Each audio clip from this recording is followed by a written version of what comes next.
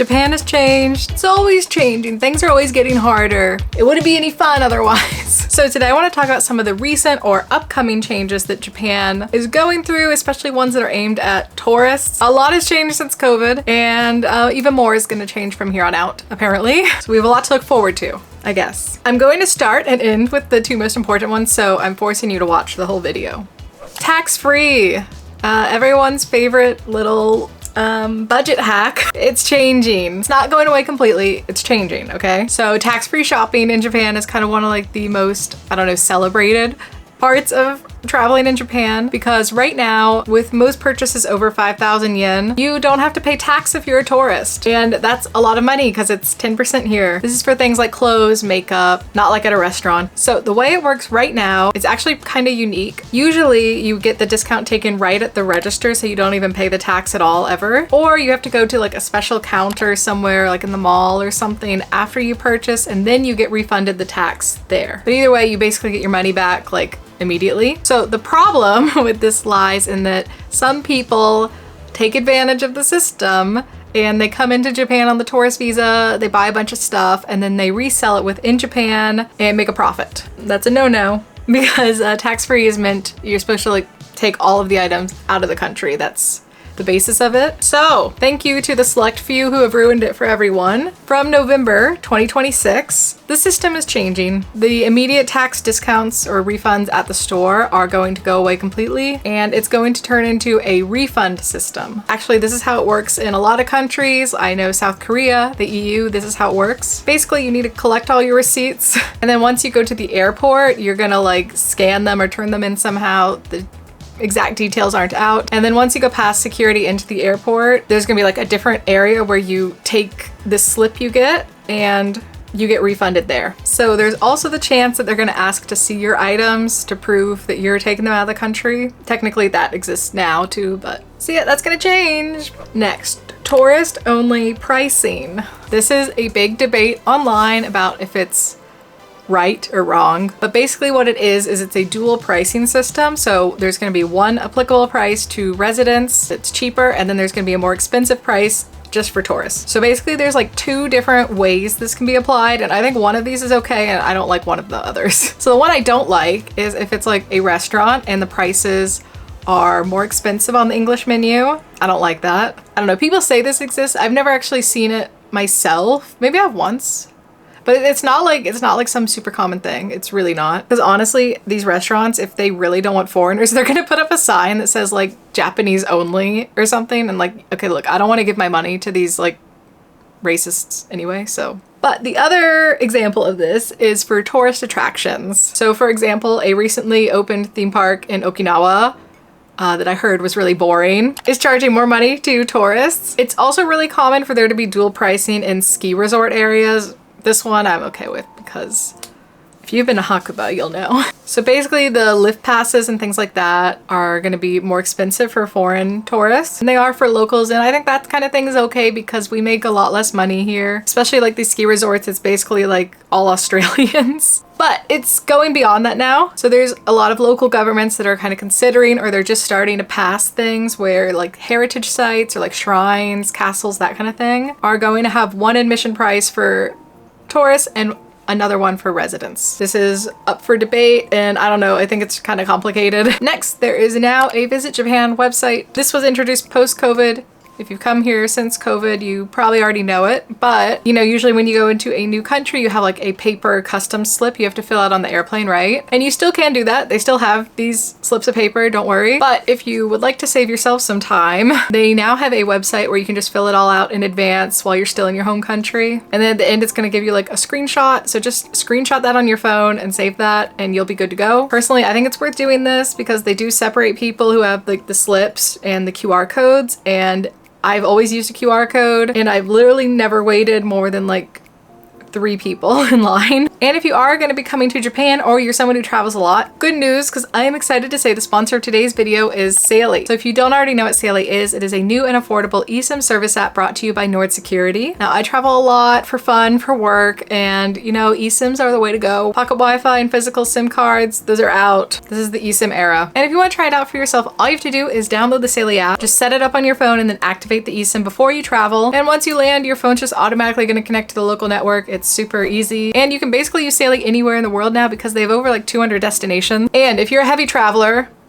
listen, I am excited to announce Saily has a brand new special plan, Saily Ultra. Okay, so they've like packed Saily Ultra with like everything you could possibly need. You're gonna get unlimited data to use all over the world, airport lounge access, and even premium access to online security tools like NordVPN, and 8% cashback in Saily credits, and even more. So if you're someone who travels a lot, this is really like the perfect plan. And now you're not gonna have to worry about getting a different eSIM plan for every single country you travel to. So if you wanna check out Saily Ultra for yourself, just go ahead and scan this QR code right here. Or you could go into the app and just go to the add data section and it's gonna pop up. So if you're interested in trying out Saily for yourself, use the code AllisonInTokyo3 at checkout and you can get an exclusive $3 discount on Saily data plans, including Saily Ultra. Okay, next, the JR Pass. Yes, we need to talk about it. So in 2023, the once beloved JR Pass significantly hiked up its prices over 50%. And this JR Pass basically gives you like all you can ride almost on the bullet trains or any JR train. So it's pretty awesome, or it was. But now, honestly, it's just not worth it. If you're doing the like Tokyo to Kyoto route, it's not worth your money anymore. You should just buy a normal ticket. I'm not gonna go too into detail on it in this video. I do have a different video where I talked a lot about it. I just need to mention it